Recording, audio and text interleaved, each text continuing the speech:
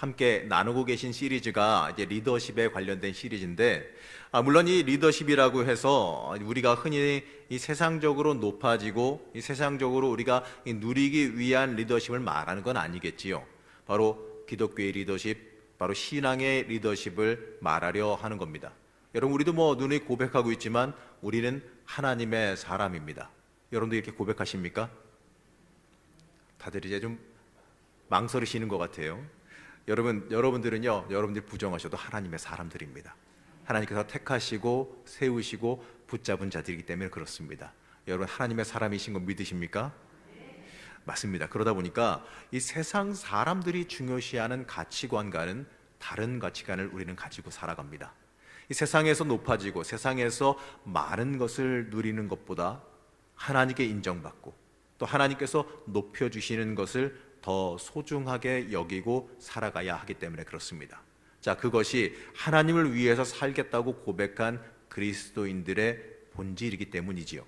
자, 우리가 흔히 기독교 리더십을 말하면 예수님의 리더십에 대해서 말하죠. 맞습니다. 예수님은요, 당연히 과거에서부터 앞으로 미래까지 최고의 지도자이시지요. 그리고 이 예수님의 장성한 분량에 이르기까지 성장하는 것, 바로 이 성화의 삶을 살아가는 것이 우리 그리스도인들의 신앙생활의 목적지이자 목표입니다. 우리가 살아가는 이 삶의 목표도 바로 여기 있다는 거죠. 예수님 닮아가는 삶에 우리의 인생의 방향이 있습니다. 자, 구약에서 보게 되면 왕, 예언자, 제사장이 등장합니다. 자, 이 세 사람들은, 이 세 종류의 사람들은 이스라엘의 핵심적인 지도자들이지요. 자, 이들은 특별하게 하나님의 영을 상징하는 이 올리브 기름을 그 머리에 부어서 세움을 받습니다. 자, 그런데 여기에서 가장 중요한 것은요, 이 자신이 하나님이 기름을 부어 세운 특별한 사람이라는 것이 아니라 하나님의 뜻에 합당하게 자기에게 주어진 그 직책을 수행해야 한다라는 것입니다. 자, 일반적인 세상 나라에서 권력은 이 군립과 이 통치에 주요한 초점이 맞춰져 있지요. 하지만 이스라엘, 바로 하나님의 백성들에게는 말입니다, 하나님의 뜻에 대한 올바른 이해와 순종에 초점이 맞춰져 있어야 합니다. 바로 하나님의 뜻에 대한 올바른 이해와 순종이 중요합니다. 자, 이것은요, 이 세상의 정치관념이 아니라, 세상의 권력관념이 아니라 하나님의 관점에서 제시되어지는 정치관념입니다. 자, 우리의 권력은 어디서 옵니까? 우리의 권력은 하나님에게서부터 나온다라는 것을 잊어서는 안 될 것입니다. 세상 사람들은 다르게 이야기할지 모르겠습니다. 하지만 우리 믿는 자들은요, 우리의 권력은 어디서 나온다? 하나님에게서 나온다라는 것이지요. 성령은요, 진리의 영으로 고린도전서 2장 10절에 보게 되면 하나님의 깊은 뜻을 통달하게 하는 영이라고 말씀하고 있어요. 그리고 또 요한일서 4장 13절에 보게 되면 하나님과 하나가 되게 하는 영이라고 말합니다. 그리고 갈라디아서 6장 8절에서는 살리는 생명의 영이다라고 우리에게 말해요. 그렇기 때문에 이 성령님을 통해서 우리를 주관하시는 하나님께서는요, 원하시는 큰 뜻이 뭐냐면 바로 살리는 것이라는 겁니다. 예수님께서 이 땅에 오신 이유가 뭡니까?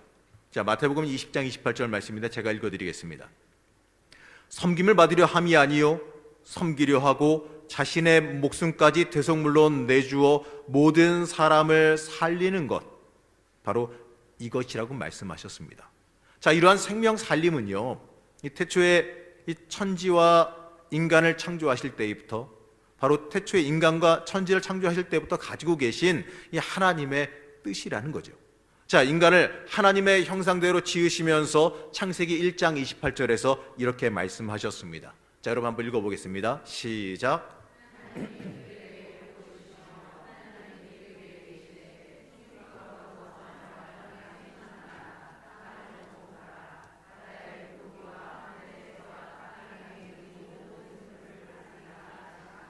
아멘. 자, 여러분 잘 알고 계시는 구절입니다. 많은 신학자들은요, 창세기 1장 28절의 말씀을 들어서 이 성경 구절을 오해함으로 인해서 사람들이 자연을 착취하고 이 사람들을 지배하는 것을 정당화했다라고 말합니다. 사실 이 식민지 통치나 산업 발전을 통한 무분별한 이 자원 착취, 지금 우리가 마주하는 환경 오염도요, 바로 기독교 기반 사회인 서구에서 이 구절을 오해했기 때문에 또는 일부러 이용했기 때문에 벌어진 일이라고들 말하지요. 사실 이 말씀에서 가장 중요한 단어는요, 다스리다입니다. 이 말로 인해서 모든 것이 벌어졌다라고 말하는 거죠. 자, 이 말은요, 히브리어로 제가 써놨듯이 라다라는 말입니다. 이 말의 뜻은요, 이 말의 가장 기본적인 뜻은 살게 하다, 돌보다, 섬긴다라는 의미를 지니고 있어요. 이 군림하다, 통치하다, 지배하다, 내 마음대로 어떻게 한다, 이것을 말하는 게 아니라는 겁니다. 이 말씀은 이제 이렇게 읽어야 된다는 건데, 자, 한 장 넘겨보시면, 자, 한번 읽어볼까요? 시작. 모든 생물을 살아갈 수 있게 돌봐라. 바로 이겁니다. 다른 사람들을 포함해서 생명을 돌보고 살게 하면 생육하고 번성하고 충만하여 땅을 사용하며 쓸 수 있는 복을 받는다라는 것입니다. 그런데 역사와 지금의 환경오염이 말해주듯이 그렇게 하지 않았다라는 것이지요. 그런데 이 라다에 대한 오해가 사람 사이에 이 리더십으로 넘어오게 되면서 점점 하나님께서 원하시는 뜻과 더 멀어져 갔다라는 겁니다. 지배하고 군림하는 것, 이 교인 사이에 계급을 나누고 높아지는 것으로 이어져 갔다라는 겁니다. 자, 오늘 함께 살펴본 말씀은 출애굽기 말씀입니다. 하나님께서 430년간 애굽의 노예로 살던 이스라엘 백성을 구원하셔서 시내산으로 이끄시고 시내산 계약을 맺었습니다. 자, 하나님께서 이스라엘 백성에게 이렇게 말씀하셨는데 출애굽기 19장 6절 상반절입니다. 한번 읽어보겠습니다. 시작.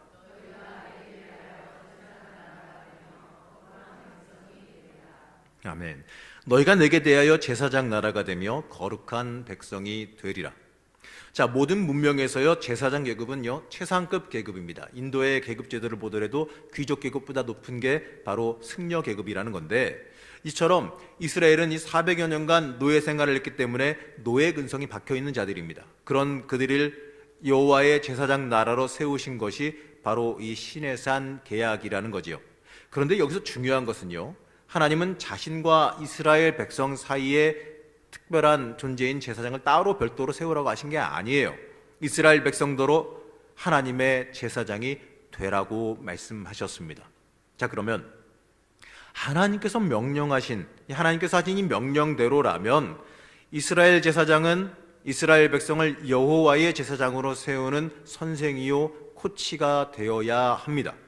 그래서 베드로도 이렇게 말하죠. 베드로전서 2장 9절 말씀인데, 자, 읽어보면 이렇습니다. 너희는 택하신 족속이요 왕같은 제사장들이요 거룩한 나라요 그의 소유된 백성이니. 자, 그렇기 때문에 우리는 이 말 따라서 먼저 된 자들이 나중된 자들을 여호와의 제사장으로 세우는 선생의 역할을 해야 합니다. 자, 인도하는 길잡이 역할을 해야 한다라는 거죠. 절대로 군림하거나 다스리거나 부리려 해서는 안 된다라는 겁니다. 자, 우리는 오늘 함께 읽은 출애굽기 14장 말씀에 등장하는 갈렙의 이야기를 통해서 진정한 기독교 리더십이 무엇인지를 한번 살펴보게 됩니다. 자, 갈렙에 대해서 먼저 말해보면 여러분도 잘 아시겠지만 사실 오히려 여호수아 못지않은 신앙의 사람인 것을 보게 됩니다. 어쩌면 여호수아보다도 더 출중한 사람일지도 모른다는 거죠. 자, 이스라엘은 출애굽 이후에 모세의 지도 아래서 하나님과 시내산 계약을 체결한 다음에 하나님의 명령을 따라 성막을 짓고 십계명을 중심으로 여호와의 제사장이 되는 수업을 받아갑니다. 그리고 1년이 지난 후에 가데스 바네아에서 모세는 각 지파의 족장들을 한 명씩 선발해서 약속의 땅에 정탐꾼을 보내게 됩니다. 갈렙은 이때 선발된 유다 지파의 족장이죠. 자, 모두가 알고 있듯이 여호수아와 갈렙을 포함한 이 12명의 정탐꾼들이 가나안 땅을 정탐하러 다녀왔습니다. 자, 이들이 정탐한 것은요, 가가지고 잠깐 입구에 가가지고 보고 온 게 아니라 정말로 밑에서부터 위에까지 끝까지 다 훑고 내려온 거예요. 완전히 샅샅이 다 보고 온 겁니다. 그런데 이들이, 하나님께서 이들을 정탐을 보낸 것은요, 전쟁을 준비하기 위함이거나 아니면은 정보를 습득해서 첩보를 얻기 위해서거나 이래서 보낸 게 아니라는 걸 알아야 됩니다. 하나님께서 이들을 정탐꾼으로 보내신 것은 하나님께서 약속하신 젖과 꿀이 흐르는 땅이 얼마나 좋은 땅인지, 얼마나 비옥한 땅인지 차세대 리더들이, 앞으로 이끌어갈 리더들이 가서 보고 와서 그것을 마음에 품고 하나님께 충성하며 앞으로 정복 전쟁을 하며 하나님을 위해서 일하라라는 거예요. 보고 오라는 겁니다. 가서 하나님이 약속한 거 보고 너희의 눈을 넓히고 너희의 마음을 열고 하나님께 충성하는 그 마음을 품고 오라는 건데, 이유가 뭐냐면 어차피 전쟁은 누구에게 달린 겁니까? 하나님께 달린 겁니다. 애초에 이들이 지금 가지고 있는 전투력으로, 전쟁 능력으로 가서 이미 도시가 형성되는 그 도시국가 하나하나 다 이기면서 간다는 거요, 이들의 능력만 가지고 사실은 불가능이에요. 하나님께서 이기게 해주셨으니까 이기는 거고, 하나님께서 정복하게 하셨으니까 정복하는 거지.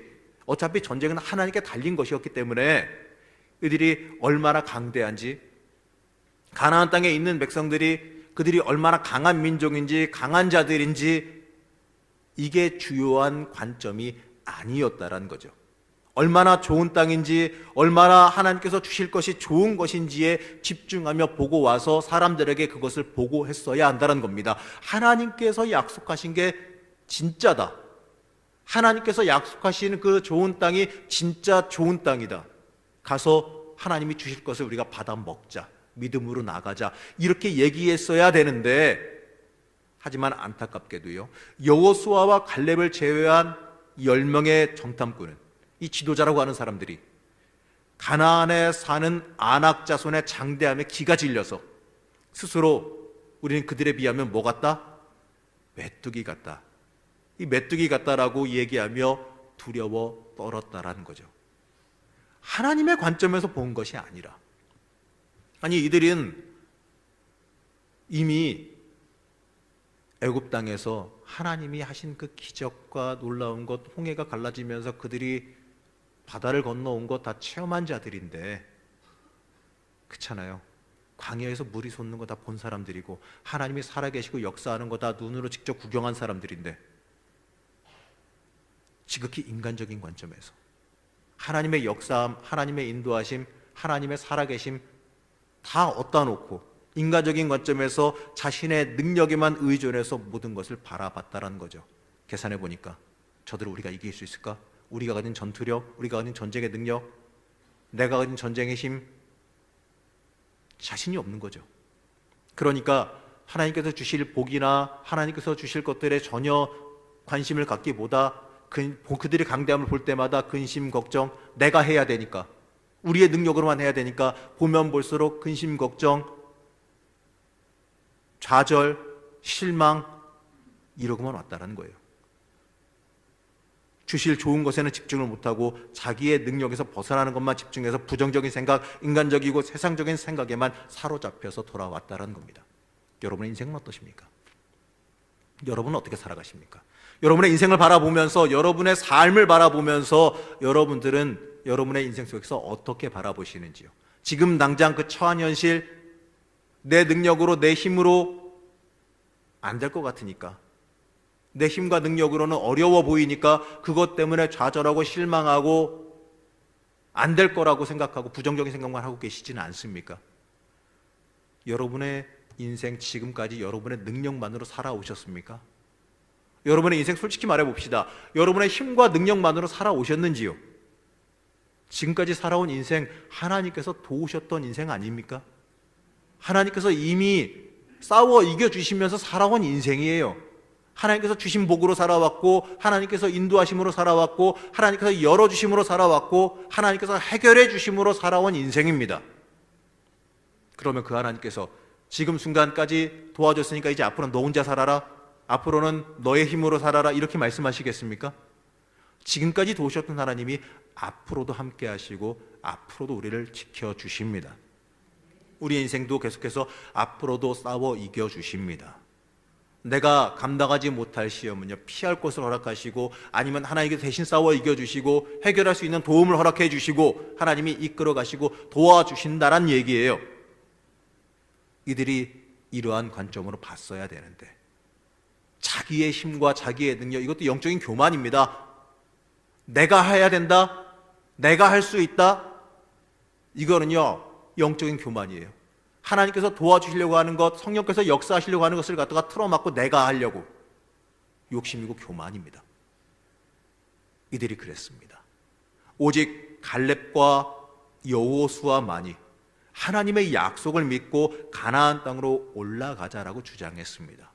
그러나 이 모든 백성이 두려움에 빠져서 이 10명의 이야기를 듣고 두려움에 빠져서 아우성을 쳤고 심지어 여호수아와 갈렙을 돌로 치려고 했어요. 그러한 위기와 혼돈 속에서 오히려 사람들 앞에 나선 사람이 있는데 놀랍게도 여호수아가 아니라 갈렙이었습니다. 민수기 16장 30절 말씀인데요. 함께 합독해 보겠습니다. 시작.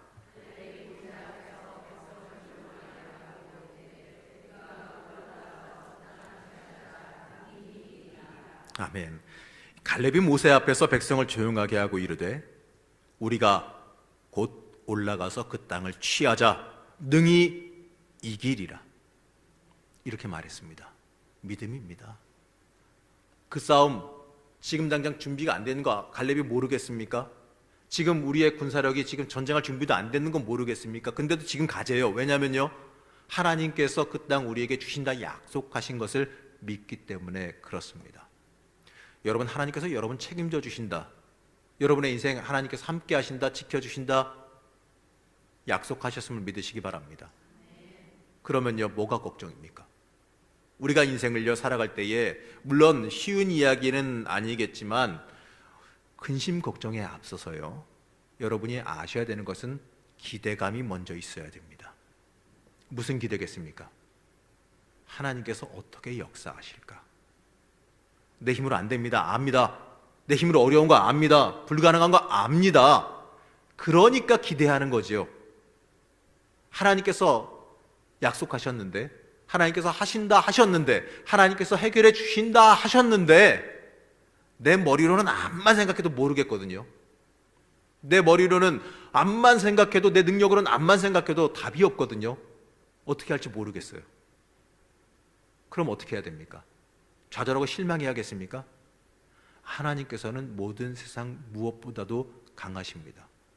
무엇보다도 능하시고 무엇보다도 지혜로우십니다. 그렇기 때문에 나는 모르지만 하나님은 할 수 있으십니다. 그렇기 때문에 그때부터는요 좌절 실망 이게 아니라 좀 답답할 수는 있겠지만 기대감이 먼저 있어야죠. 하나님께서 도대체 어떻게 하실까? 내가 생각하기에 내 인간적인 관점에서는 도저히 모르겠고 도저히 못하겠는데, 도저히 방법이 없고 사람의 능력은 어찌할 바 모르겠는데 하나님께서는 할 수 있다고 하셨는데 어떻게 해결을 하실까? 어떤 방법으로 문을 여실까? 어떤 방법으로 길을 여시고 어떤 방법으로 해결해 주실까? 어떤 방법으로 살려주실까? 이걸 기대하는 기대가 우리에게 있어야지요. 이 기대를 갖다가 다른 말로 바꿔보면 뭐라고 말할 수 있겠습니까? 뭐겠습니까? 그렇죠. 믿음입니다. 믿음이 있어야 기대감이 있는 거 아니겠습니까? 여러분, 기대감이 없으면요, 위기 속에서 고난 속에서 기대감이 없으면요, 하나님의 일하실 거에 대한 기대감이 없으면요, 내 믿음을 다시 한번 점검해 보시기 바랍니다. 이 갈렙의 고백은요 참 담백한 고백이에요. 이 담대한 고백이에요.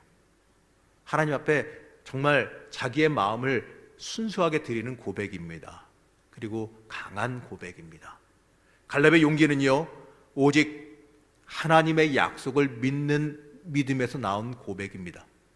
이어서 여호수아와 함께 갈렙은 민수기 14장 8절에서 9절을 통해서 외치지요. 한번 읽어보시겠습니다. 시작.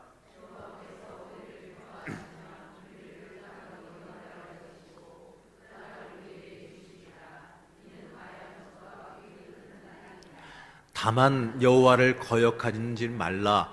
또 그 땅 백성을 두려워하지 말라. 그들은 우리의 먹이라. 그들의 보호자는 그들에게서 떠났고 여호와는 우리와 함께 하시느니라. 그들을 두려워하지 말라. 자, 10명의 정탐꾼은 그들을 두려워하고 그들 때문에 무서워하고 겁내하고 있지만 이 갈렙과 여호수아가 외치는 고백에서는요 그들은 우리의 먹이다. 하나님께서 우리에게 던져주신 먹이다. 이렇게 고백합니다. 여러분, 세상의 주도권은 누가 갖고 있습니까? 누가 갖고 있습니까? 믿으십니까?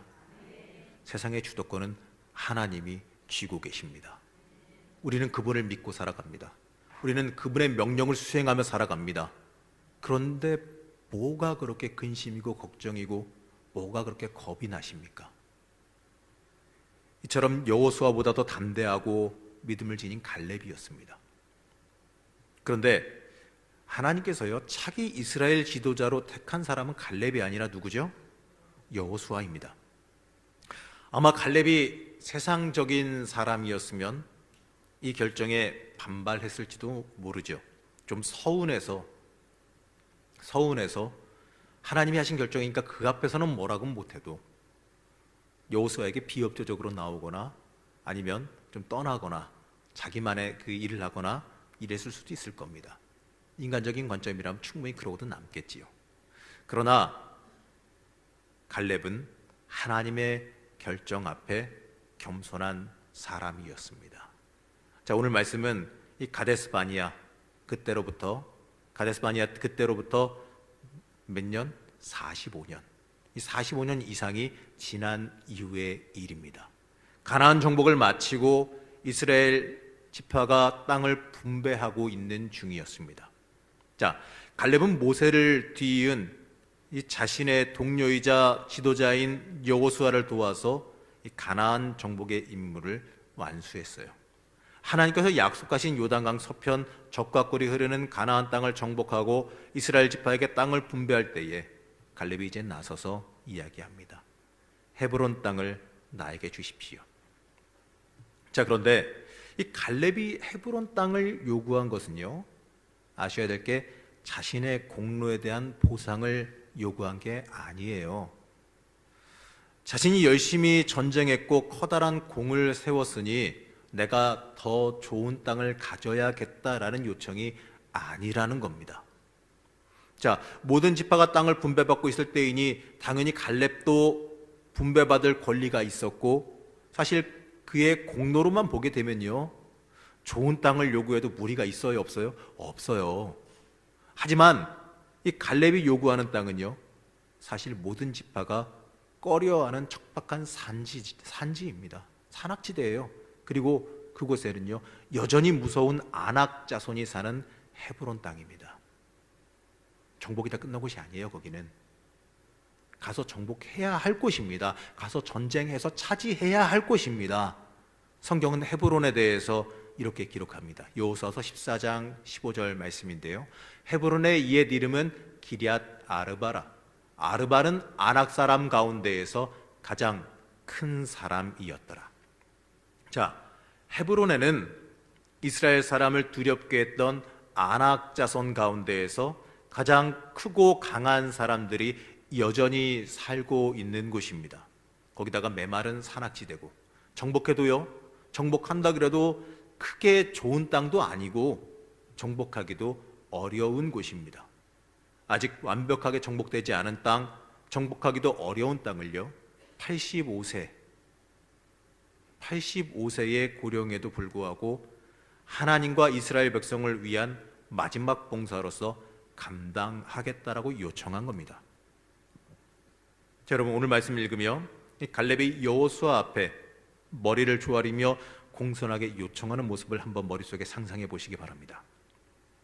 이 가데스 바네아 때만 보더라도요, 어쩌면 여호수아보다도 더 뛰어났을지도 모르는 그 인물이 하나님의 결정, 모세의 결정을 존중하고 45년 동안이나 여호수아를 섬기고 명령을 잘 지켜 행해 왔습니다.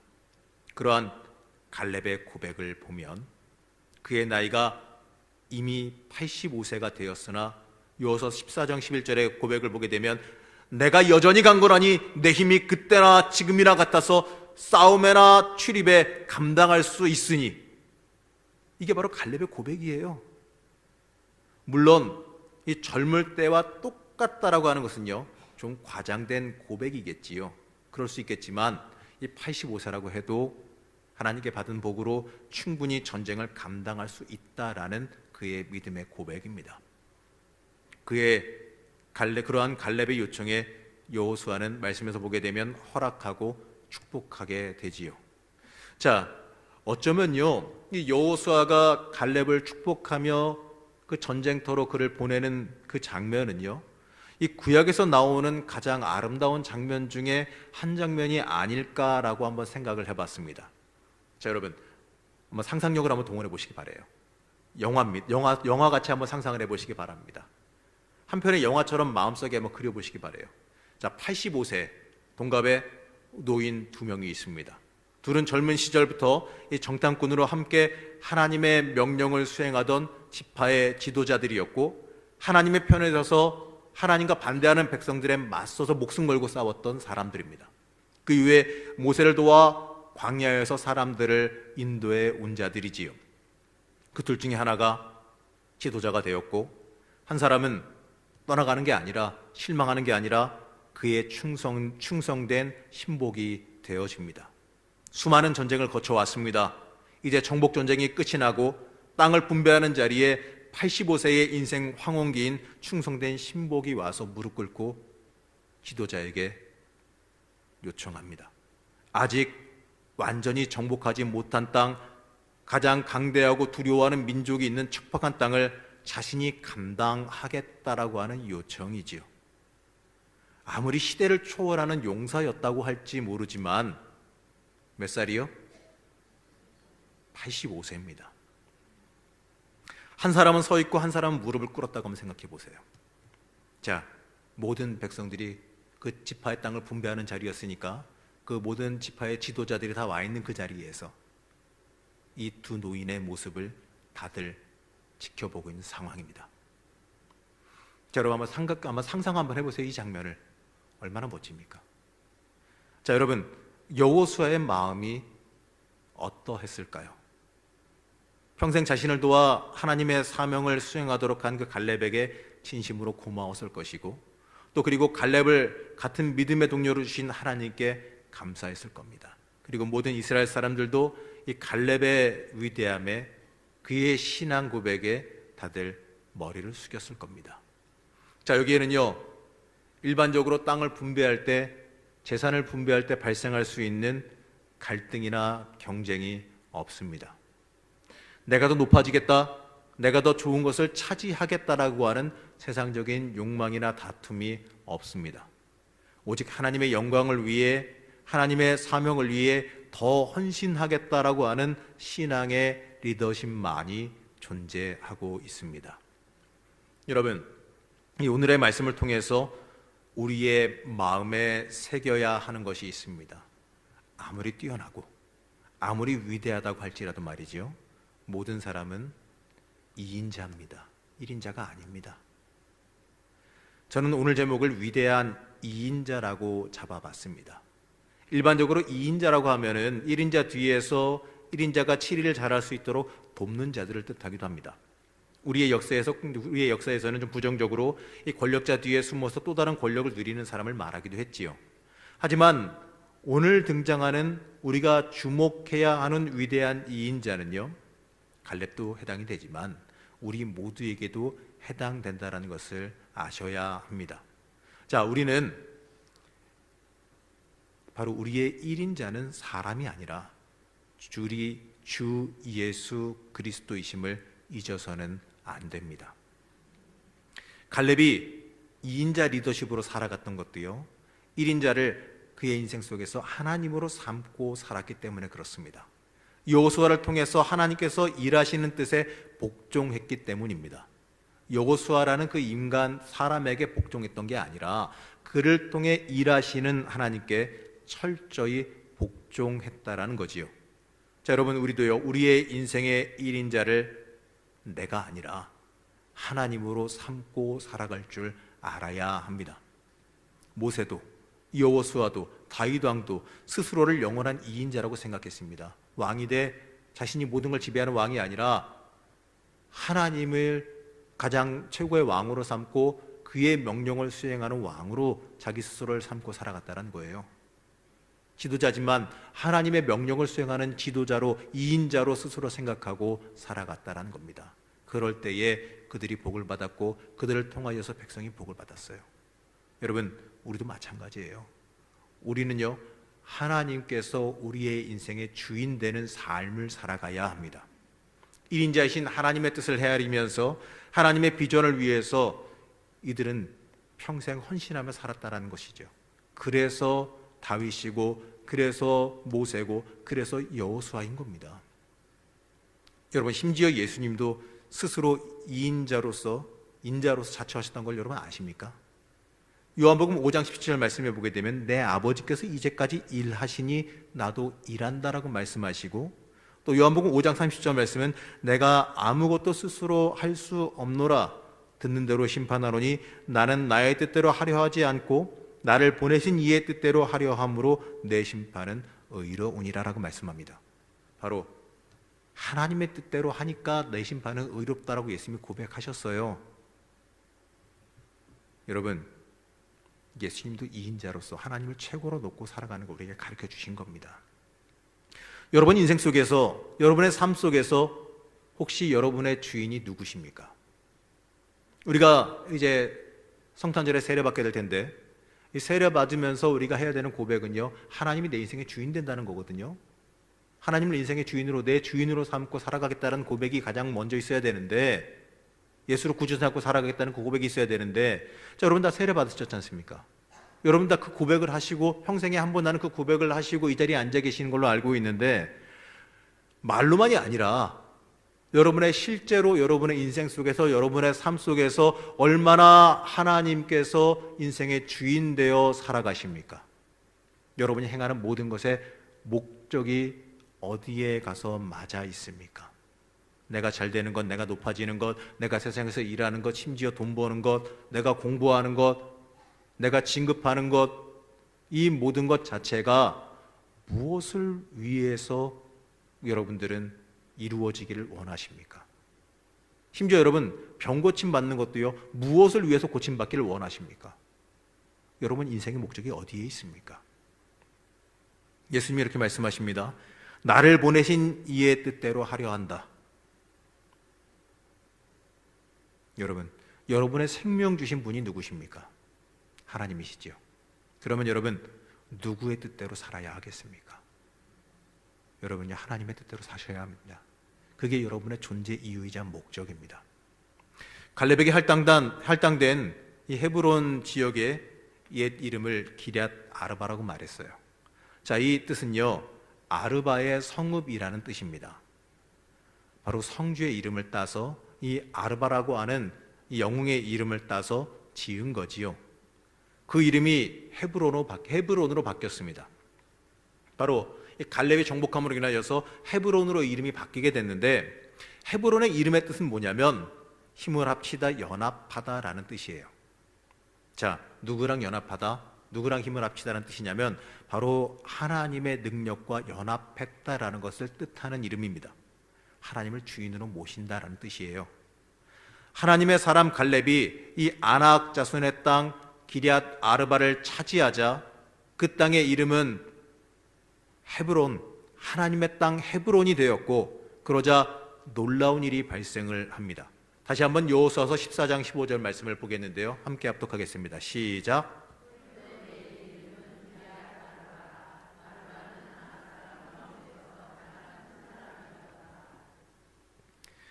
그리고 그 땅에 전쟁이 그쳤더라. 여기는 제가 지금 안 넣었는데, 그리고 그 땅에 전쟁이 그쳤더라가 그 뒤에 나옵니다. 여러분, 위대한 이인자 갈렙이 그 땅에 서자 가장 크고 사납고 무서운 아낙 자손도 그 땅에서 사라지고 전쟁이 그쳤다. 이 전쟁이 그쳤다라는 것은 평화가 왔다는 얘기도 되지만 하나님께서 지배하시며 순탄하게 평탄하게 모든 것을 만들어 주셨다라는 것을 뜻합니다. 하나님과 예수님을 영원한 지도자로 모시고 사는 사람의 인생은요, 절대로 실패하지 않는다는 것을 잊지 마시기 바랍니다. 그렇다고 해서 여러분 세상적인 성공, 부와 명예, 권세 이런 걸 누린다라는 것을 생각하셔서는 안 돼요. 물론 그런 걸 누릴 수도 있겠지만 그게 전부가 되어서는 안 돼요. 그게 인생의 목적이 되어서는 안 됩니다. 실패하지 않는 인생이라는 게 뭐냐면 하나님께서 인정하는 인생입니다. 하나님과 동행하는 인생이고 하나님의 능력을 행하며 살아가는 인생이고 하나님께서 인정하시며 하나님께서 복 주시는 것을 받아 누리는 인생이라는 겁니다. 하나님이 함께 하심이 복입니다. 하나님께서 주시는 것, 그 뜻대로 맞게 살아가는 것, 하나님께 인정받는 게 복이라는 것을 여러분 믿으시기 바랍니다. 여러분 세상적인 것 많이 누리고 많은 거 가져도요, 하나님께서 그거 내가 준 거 아니다, 그거 네 욕심으로 가진 거다, 나는 너 누군지 모른다, 이렇게 말씀하신다면 어떻게 하겠습니까? 그것은 끝이에요. 큰일 나는 겁니다. 하나님이 주신 것으로 누리고 살아야 되지 않겠습니까? 하나님이 인정하시는 걸로 누리고 살아야 되지 않겠습니까? 여러분, 하나님께서 여러분의 이름 기억하시며 여러분 인정하시는 삶을 살아야 되지 않겠습니까?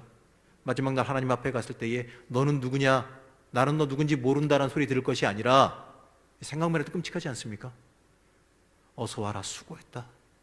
내 딸아, 내 아들아, 수고했다. 어서 와라, 네 자리가 예비되어 있다. 여러분, 이러한 말 들어야 되지 않겠습니까? 우리가 소망해야 될 게 바로 이러한 이야기여야 되지 않겠습니까? 이러한 음성 듣는 걸 소망하며 살아야 되지 않겠습니까? 이 땅에서 잘남, 높아짐, 이 땅의 권세, 이 땅의 물질, 이 땅의 권세, 사람들 앞에 인정받는 것, 이런 것을 우리가 원하며 살아갈 게 아니라 하나님께 인정받는 것을 원하며 살아가야지요. 사람의 시선, 사람의 눈에 여러분 주목하지 마시기 바랍니다. 사람들이 뭐라고 하는지, 사람들이 뭐라고 하고 사람들이 어떻게 쳐다보는지 여기에 신경 쓰기보다 하나님께서 나를 어떻게 보실까? 하나님께서 지금 내 모습을 뭐라고 말씀하실까? 하나님께서 나를 어떻게 보고 계실까? 우리는 하나님의 시선을 두려워할 줄 알아야 됩니다. 사람의 시선을 두려워할 게 아니라 하나님의 시선을 두려워할 줄 알아야 한다는 거예요. 여러분, 여러분의 가정과 여러분의 사업, 여러분의 인생의 주인이 누구십니까? 말로는 하나님이란 말하지만 본질적으로 하는 행동으로는 내 것이라 생각되어진다면, 하나님의 일을 통해서 내가 높아지기를 원한다면, 하나님의 일을 통해서 나를 높이기 위한 도구로 사용하고 살아간다면 그게 기럇 아르바입니다. 그 삶이 기럇 아르바의 인생입니다. 거기는 언제나 갈등이 있고 싸움이 끊이질 않습니다. 걱정과 근심, 쉼 없는 수고만이 있습니다. 여러분, 우리는 내 가정과 내 사업, 내 인생을 헤브론으로 만들 수 있어야 합니다. 헤브론은 하나님과 연합하는 곳, 하나님을 주인으로 모신 곳이지요. 그곳은 뭐가 그친다 그랬습니까? 전쟁이 그친다 그랬습니다. 왜냐하면 하나님께서 지키시고 운영하시기 때문에 그렇습니다. 부활하신 예수님께서는 자신을 3번 부인한 베드로에게 3번에 걸쳐 말씀하시지요. 내 어린 양을 먹이라. 내 양을 치라. 내 양을 먹이라. 그리고 그 책임을 주시기 전에 베드로에게 그물이 찢어질 정도로 많은 153마리의 이 물고기를 잡게 하셨습니다. 여러분, 내 능력으로 하는 거 아니에요. 절대로 잊지 마십시오. 하나님께서 여러분들에게 사명 주셨다 그래서, 여러분들이 하나님을 위해 일하며 살아가야 된다 그래서 여러분의 능력과 여러분의 힘만으로 다 하는 거 아닙니다. 하나님을 주인 삼고 살아가면 하나님이 능력도 주십니다. 하나님께서 할 수 있도록 또 만들어 주십니다. 베드로가 이 153마리의 물고기 그것을 낚을 때 자신의 능력으로, 세상의 상식으로, 세상의 방법으로, 세상의 지혜로 그것을 낚았습니까? 아닙니다. 예수님 말씀에 의지하여, 예수님의 명령에 의지하여 물고기를 낚았습니다. 여러분 인생도 마찬가지 아니겠습니까? 우리 인생도 마찬가지 아니겠습니까? 예수의 능력과 예수의 명령을 의지하여 우리는 살아갑니다. 그리고 그걸로 인하여서 우리는 날마다 승리하며 살 수 있습니다. 그렇기 때문에 교회는, 신앙인은 살리는 역할을 감당해야 합니다. 하나님께서 원하시기 때문에 그렇습니다. 2인자는 1인자의 마음을 잘 읽어야 됩니다. 1인자가 원하는 게 뭔지, 그가 하려 하는 것이 무엇인지를 잘 알아야죠. 그게 2인자의 리더십이고 위대한 2인자입니다. 그리고 거기에 맞춰서 준비하고 알아서 미리 움직이며 행해야지요. 그게 그의 사명이기 때문에 그렇습니다. 여러분, 우리는 신앙의 2인자입니다. 하나님께서 원하시는 것은 생명을 살리는 일이요, 남을 돕는 일이요, 또 영혼을 구원하는 일입니다. 아까 읽은 이 창세기 말씀을 통해서도 하나님께서는 우리 인간에게 주신 명령은 돌보라 살게 하라이지요. 하나님의 뜻을 생명으로 삼고 2인자의 리더십, 오늘 제목처럼 하나님께서 인정하시는 위대한 2인자로서, 이 갈렙과 같은 위대한 2인자로서 하나님께 인정받으며 하나님 중심으로 하나님을 위해서 살아가는 여러분 되시기를 바랍니다. 여러분의 존재 이유는요, 하나님 앞에 충성함에 있습니다. 어떻게 하면 여러분 하나님 마음에 합할까? 어떻게 하면 하나님께서 나에게 원하시는 것을 놓치지 않을 수 있을까? 지금 나에게 말씀하시는 하나님의 음성을 어떻게 하면 놓치지 않고 들을 수 있을까? 어떻게 하면 하나님께서 원하시는 길을 갈 수 있을까? 어떻게 하면 내가 하나님 앞에 한 걸음이라도 더 가까이 다가갈 수 있을까? 이게 여러분의 기도의 제목이자 이게 여러분의 고민거리가 되어져야 합니다. 어떻게 하면 세상적으로 잘 먹고 잘 살 수 있을까? 어떻게 높아질 수 있을까? 어떻게 하면 평안을 누릴 수 있을까? 어떻게 하면 남들 위에 높아질까? 올라설까? 이게 여러분의 고민거리가 아니라 어떻게 하면 주님 앞에 한 걸음 더 다가갈 수 있을까? 어떻게 하면 하나님 마음을 읽고 하나님께서 원하신 것을 알고 내가 미리 더 한 걸음 앞에 나가서 하나님이 원하시는 것 이뤄가며 살 수 있을까? 어떻게 하면 하나님께 인정받는 자 될까? 어떻게 하면 다윗과 같이 야 너는 내 마음에 합하다 칭찬받을 수 있으며 살까? 이게 우리의 고민이자 우리의 소원 되어야 될 줄로 믿습니다. 여러분은 2인자입니다. 우리는 1인자 리더십으로 살 게 아니라 2인자의 리더십으로 살아가야 합니다. 위대한 2인자 여러분이 되시기 바랍니다. 하나님 앞에 합당하게 살아가는 자, 하나님 앞에 온전히 의지하며 하나님의 능력으로 사는 자, 저 여러분 되시길 이 시간에 간절히 축원합니다.